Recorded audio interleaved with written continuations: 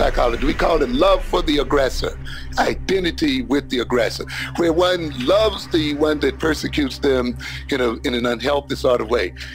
But this is a part of what Freud talked about when he talked about the Oedipus complex. That his theory is that the boy comes to be like his father. I know black. Because the boy hates his father. And it's a very interesting kind of concept there. He wants to get rid of his father. Then how does he come to be like his father, we say?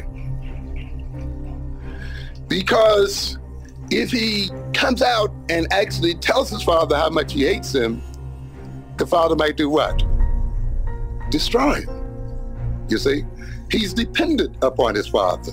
He needs his father. And that need and dependency, that fear that his father will hurt him or destroy him, the fact that he feels weak relative to his father, then sets him up to say, I can't express my hatred. I can't express my hostility. And yet this hostility is tearing me apart. This hatred is tearing me apart. How can I get rid of it?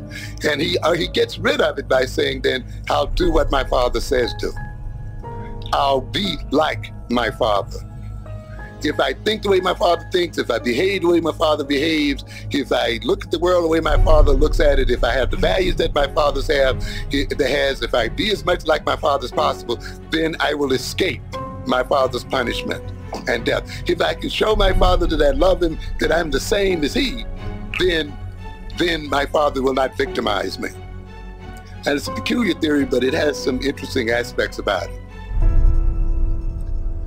To a good extent, the relationship between African peoples and white people is a father-child relationship. We think of ourselves as weak, powerless against the white man. We see him as the source of gifts, the source of blessing. He gives us the jobs, he gives us the protection, he gives us the food, he provides the water, he provides the housing, he provides this, he provides that. You see? And we also think because we're weak, we cannot go directly against him to destroy him, even though he hurts us, even though he degrades us, even though he frustrates us, even though he enslaves us and discriminates against us. We still don't quite get up the drive to say, well, I'm going to destroy this person who degrades me and who is destroying me. Because we feel as if we need him in some kind of way, that we can't live without him. He also tells us that you suffer because you have a different color. You suffer because you have a different kind of shaped nose. You suffer because you have a different hair. You suffer because you come from Africa.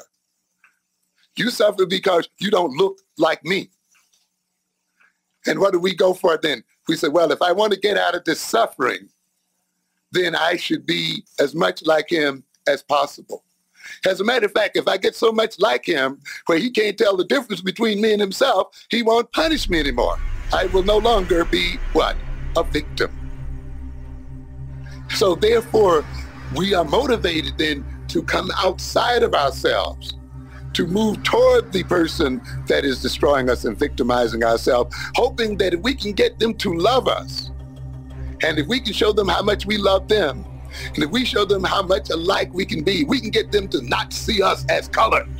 You know, look at me, don't look at me as a black person, look at me as a person. You know, to abstract us. In other words, in order for other people to love us, they must not see the blackness of our skins. They must see some kind of invisible abstraction before them. True love is a person who sees you for all of your blackness and your big lips and your big nose, and you kick your head and still does what? Loves you. If they got to remove your hair and they can't see you standing before them as a black person, they don't love you, ladies and gentlemen. For a person to say, I don't see you as black, how can you not see me as black? I'm standing right in front of you. But this is the kind of thing we want these people to do, to abstract who we are. And therefore, if we become an distraction, that means we leave who we are. We have to come outside of ourselves. I know That's why we want to be educated with them and educated like them and so forth. We want to not identify in any way with Africa, African people, because to identify with Africa and African people is to suffer. So consequently, we even come to hate ourselves. and come to hate our people and come to love the people who destroy us, but it's an unhealthy kind of love. We come to resemble those people. We want to take their values and their orientations toward life. And when they accept us, we escape from our self-hatred. And therefore, we look as if we look for their love to take us outside of ourselves as a people. So consequently, even when we don't love them, when we love even within our own group, we still often look for a kind of love that will take us outside of ourselves, which means then we become false and unreal and untrue and dishonest and deceptive, unknowing. And how can you develop then a beautiful household and beautiful children and a beautiful community with a love based on this kind of hatred?